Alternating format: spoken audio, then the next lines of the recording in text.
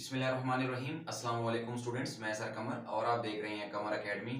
Students, आज हमारा cost accounting का चैप्टर नंबर 5 होगा, जिसका नाम फाइनेंशियल स्टेटमेंट्स, जिसको हम shortcut CGS cost of goods sold भी कहते हैं। ठीक है, और आपको पता ही है हम जो कॉस्ट अकाउंटिंग पढ़ रहे हैं वो राइटर नेम सुहेल अफजल है। ठीक है, तो स्टूडेंट्स आज हमारा जो लेक्चर होगा वो सिर्फ CGS के फॉर्मेट का होगा। ठीक है, क्योंकि इसमें जितने भी क्वेश्चंस हैं उनको समझने के लिए आपको पहले फॉर्मेट आना जरूरी है। ठीक है, तो हम फॉर्मेट को शुरू करते हैं।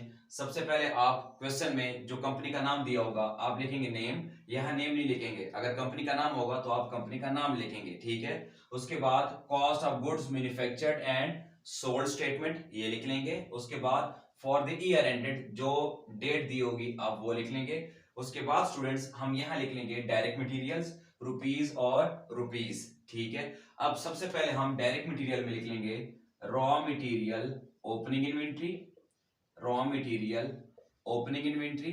ठीक है students, raw material opening inventory. याद रखिए स्टूडेंट्स, ओपनिंग की जगह आपको बिगिनिंग भी क्वेश्चन में लिखा हो सकता है। ठीक है, तो रॉ मटेरियल बिगिनिंग या ओपनिंग इन्वेंट्री बात एक ही है। ठीक है, तो इसकी वैल्यू हम इनर कॉलम में लिखेंगे। देन आफ्टर इसमें हम ऐड करेंगे रॉ मटेरियल परचेज्ड। ठीक है, इसमें क्या ऐड करेंगे? Raw material purchased. अब स्टूडेंट्स याद रखें, मैं रॉ मटेरियल परचेज की वैल्यू हम पहले अंदर लिखेंगे। ठीक है, उस क्वेश्चन में अंदर लिखेंगे जिसमें कुछ और पॉइंट्स दिए होंगे जो रॉ मटेरियल परचेज में ऐड या माइनस होते हैं। ठीक है, अगर ऐड या माइनस के पॉइंट्स ना हो तो रॉ मटेरियल जो परचेज की वैल्यू होगी वो सीधा इनर कॉलम यहाँ पे आ जाएगी। ठीक है, अब रॉ मटेरियल परचेज में क्या चीजें ऐड या माइनस होती हैं तो वो मैं आपको बता देता हूं। इसमें प्लस करते हैं फ्रेट। ठीक है, एक और चीज प्लस करते हैं कैरेज, मोस्टली जो कैरेज इन होता है। ठीक है, फ्रेट इनवर्ड, कैरेज इनवर्ड। ठीक है, उसके बाद इसमें जो माइनस होता है वो होता है परचेजेस रिटर्न्स। ठीक है, जिसका एक और नाम होता है रिटर्न्स आउटवर्ड। अगर ये भी हो तो आप समझ जाए वो परचेज रिटर्न्स है। ठीक है, यह लिखा होता है परचेजेस अलाउंस। ठीक है, तो इनमें से याद रखिए स्टूडेंट्स, इन तीन चार पॉइंट में से जो आएंगे, जो दो पहले हैं फ्रेट और कैरेज वो ऐड होंगे और ये बाकी दो क्या होंगे? लेस होंगे। लेकिन इनमें से जो पॉइंट होगा तो हम उसको ट्रीट करेंगे, बाकी नहीं लिखेंगे। ठीक है, अब सपोज इनमें से अगर हैं तो ये इस तरह इनर कॉलम में लिखे। ठीक है, तो रॉ मटेरियल परचेज के वैल्यू में वो प्लस माइनस करके जो वैल्यू आ जाएगी वो हम यहाँ बाहर लिख लेंगे। ठीक है स्टूडेंट्स, अब हम क्या करेंगे? रॉ मटेरियल ओपनिंग इन्वेंट्री में क्या करते हैं? ऐड करते हैं रॉ मटेरियल परचेज। तो रॉ मटेरियल परचेज में ये जो चीजें प्लस या माइनस होंगी वो करके तो आप यहां लिख लेंगे, फिर उसके नीचे लाइन लगा लेंगे। ठीक है, अब रॉ मटेरियल ओपनिंग में क्या कर देंगे? ये वाली वैल्यू ऐड कर देंगे।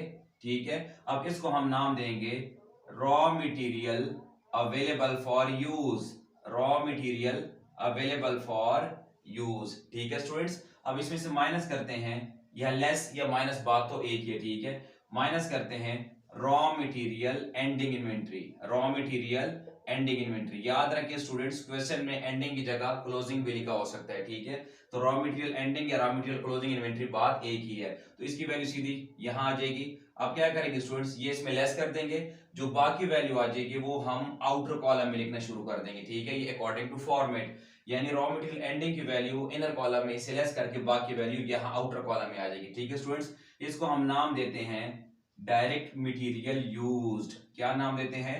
Direct material used. याद रखिए स्टूडेंट्स, इसका एक और नाम भी होता है डायरेक्ट मटेरियल यूज्ड का, के मटेरियल पुट इन प्रोसेस। ठीक है, क्या नाम होता है? Material put in process. ठीक है ना, आगे क्वेश्चन में आ जाएगा ये लफ्ज मटेरियल पुट इन प्रोसेस, तो आप लोग समझ जाइएगा ये डायरेक्ट मटेरियल यूज्ड है। ठीक है, अब स्टूडेंट्स याद रखिए इसमें ऐड होता है डायरेक्ट लेबर। ठीक है, डायरेक्ट मटेरियल यूज में क्या प्लस करते हैं? Direct labour.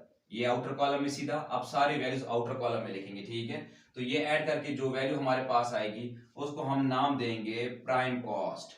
क्या नाम देंगे उसको? Prime cost. ठीक है स्टूडेंट्स, अब इसमें प्लस होता है प्राइम कॉस्ट में फैक्ट्री ओवरहेड, फैक्ट्री ओवरहेड जिसको हम शॉर्टकट क्या पढ़ते हैं? FOH। तो स्टूडेंट्स इसकी वैल्यू भी यहां आ जाएगी।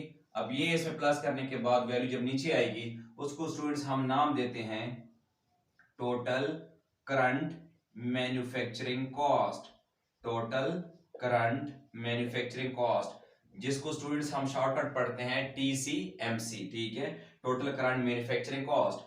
अब स्टूडेंट्स उसके बाद इसमें प्लस किया जाता है, plus work in process, work in process opening inventory, work in process opening inventory. ठीक है स्टूडेंट्स, इसकी वैल्यू इसमें प्लस करेंगे, उसके बाद जो हमारे पास वैल्यू आएगी उसको हम नाम देंगे cost of goods, cost of goods available for manufacturing, cost of goods available for manufacturing. ठीक है, अब इसमें स्टूडेंट्स माइनस करेंगे work in process ending inventory, work in process ending inventory. याद रखिए स्टूडेंट्स, मैंने यहाँ WIP लिख लिया, मींस वर्क इन प्रोसेस, ये क्या होगी इसमें लेस होगी। तो उसके बाद स्टूडेंट्स हमारे पास जो आंसर आएगा उसको हम नाम देंगे cost of goods manufactured, cost of goods manufactured, जिसको स्टूडेंट्स हम शॉर्टकट नाम देते हैं CGM, cost of goods manufactured. ठीक है,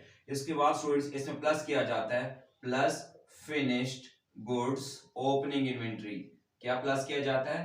फिनिश गुड्स ओपनिंग इन्वेंट्री। ठीक है स्टूडेंट्स, वो हम यहाँ आउटर कॉलम में से प्लस करेंगे, उसके बाद हमारे पास जो वैल्यू आएगी उसको हम नाम देंगे cost of goods available for sale, cost of goods available for sale. ठीक है स्टूडेंट्स, उसके बाद माइनस किया जाता है, minus finish goods ending inventory, minus finish goods ending inventory.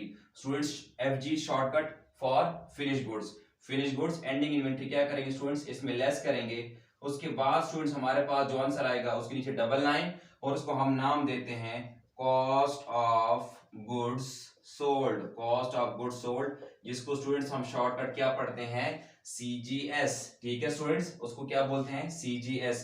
तो स्टूडेंट्स यहां तक हमारा ये फॉर्मेट था। ठीक है, याद रखिए इस चैप्टर में जितने भी क्वेश्चंस हैं उसमें 90% क्वेश्चन में फॉर्मेट यहीं तक होता है। ठीक है, हाँ एक दो पॉइंट्स की चेंजिंग हो जाती है, वो अकॉर्डिंग टू क्वेश्चन सिनेरियो कि वो क्वेश्चन किस लिहाज से दिया है। ठीक है, कभी कभार यहाँ पे आ जाता है cost of goods at normal या एट एक्चुअल। ठीक है, या हमारे पास की जो फैक्ट्री ओवरहेड FOH की वैल्यू है उसमें कभी कभार अप्लाइड FOH या एक्चुअल FOH आते हैं, वो मैं आपको इंशाल्लाह जब क्वेश्चन करेंगे तो मैं आपको बता दिया करूंगा कि इस क्वेश्चन में क्या निशानी है, कि इसमें कोई चेंजिंग फॉर्मेट में होनी है या नहीं होनी। लेकिन ओवरऑल स्टूडेंट्स हमारे पास ये फॉर्मेट होता है कॉस्ट ऑफ गुड्स सोल्ड का।